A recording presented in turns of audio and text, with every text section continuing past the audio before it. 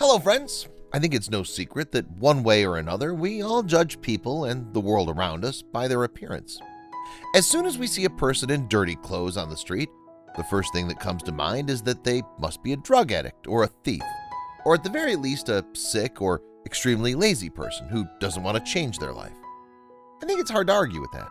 Still, as sad as it might be, there are moments in our lives that force us to take a look at our surroundings in a completely different way. It can happen to anyone, even people who have already seen a lot in their lives. Injustice, lies, betrayal certainly is difficult to surprise them. Difficult, but still possible. And that's exactly what our today's story is about. It began back in the mid-90s when a famous millionaire named Ken Behring had to go on a business trip with his bodyguard to one of the poorest and most dangerous neighborhoods of San Francisco. Behring was over 60 years old at the time, and he was far from just another regular person. He'd been included in the U.S. Forbes list every year since 1990. Many admired his biography since he was a son of an ordinary cleaning lady who managed to become a millionaire by the age of 26, and whose road to success was filled with struggle and backbreaking work. I don't even think I need to tell you what he had to go through to get to this position. He was a smart, calculating, and cunning man. Life has taught him not to believe in any fairy tales. This trip was also no accident. Behring and Log wanted to build a shopping mall in his neighborhood, which is why he went there to find the right place. He had to put up a real fight for the land, and when all the details were finally agreed upon, he decided to take a little walk along the coast and get some fresh air. It took him about an hour and a half, after which he got into the car with his bodyguard and drove to the expensive hotel he was staying at, and we'd probably have never heard about any of this if it wasn't for what happened next. Arriving at the Ritz-Carlton Hotel, the millionaire discovered that his wallet was missing. It was in my jacket, but when I was about to get my VIP client card, I was surprised to find that it wasn't there, the businessman once shared with journalists. He later remembered that during his walk, he took the jacket off and threw it over his shoulder. That's probably where he lost the wallet. Sure, it wasn't a big deal for Behring, even though there were many credit cards in it and about $3,000 in cash and some business cards. He didn't have any problems checking into the hotel, but the question was, what to do next? I was just wondering how the events were going to develop. I remember my bodyguard offering to go and try and find the wallet, but I asked him whether he actually believed that a wallet lost in the poorest neighborhood of the city would still be there. The bodyguard simply looked down, realizing that it was a hopeless undertaking. "So what should we do next?" the bodyguard asked his employer, to which Behring replied, "We wait. We wait for the person who found my wallet to contact me." They spent the next 2 hours waiting. The bodyguard was restless. After all, he knew that it was partially his fault too. The millionaire was enjoying the view and calmly waiting for the call, but the phone didn't ring. 2 hours later, the disappointed bodyguard said, "Sir, I think there's no point in waiting any longer in hopes that the people from the poor neighborhood will call us. Let's be honest, what else could you expect from them? It might have been different if you lost your wallet downtown. There'd be at least some hope that people would recognize you and decide to return it. The people living there are rich, unlike here." But to his surprise, Ken said, "We'll wait." So the bodyguard went on to sit quietly in a chair. So came the evening. It was time for the millionaire and his faithful bodyguards to leave San Francisco. The sun was already setting over the horizon. When the bodyguard approached Ken Behring again, "Sir, are we going back today?" Ken only said, "No, we'll wait." Of course, the bodyguard was very surprised and didn't understand why his boss still hoped to receive that call. It all seemed obvious to him. He even tried objecting, saying, "But the person who found your wallet could have already contacted you. All your contact information is there, and it would only take them a few minutes.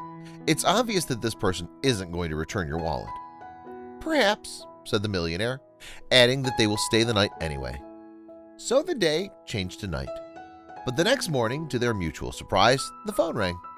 The person on the other end said that they had found the wallet and wanted to return it to the owner and offered to meet up at one of the streets of that same poor neighborhood.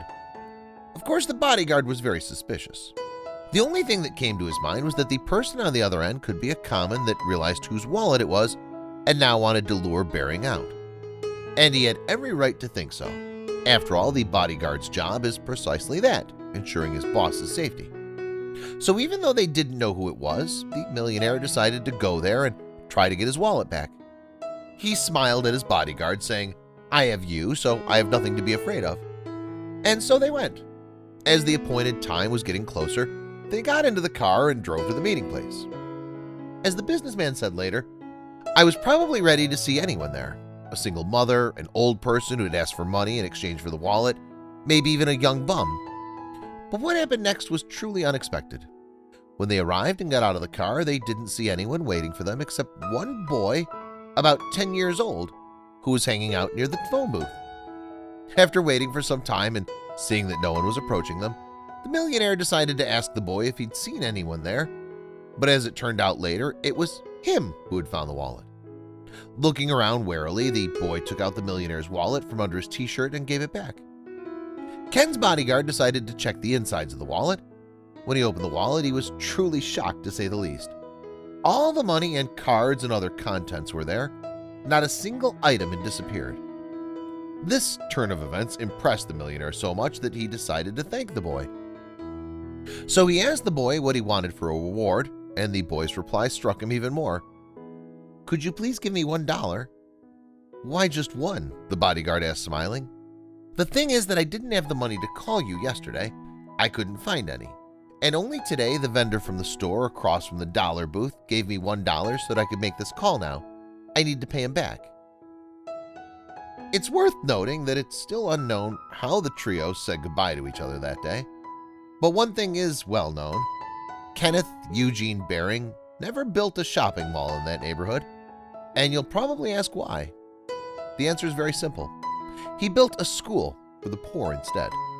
And this is still far from the end of the story. Since it became widely known only many years after the incident, when Baring himself shared it, it's probably where the credit's due for his change. The millionaire, who passed away in 2019 at the age of 91, is remembered by millions as the millionaire philanthropist. He spent $80 million on the Smithsonian National Institute and Museum. He used his own money to build several schools and poor neighborhoods to pay scholarships for students in poor families.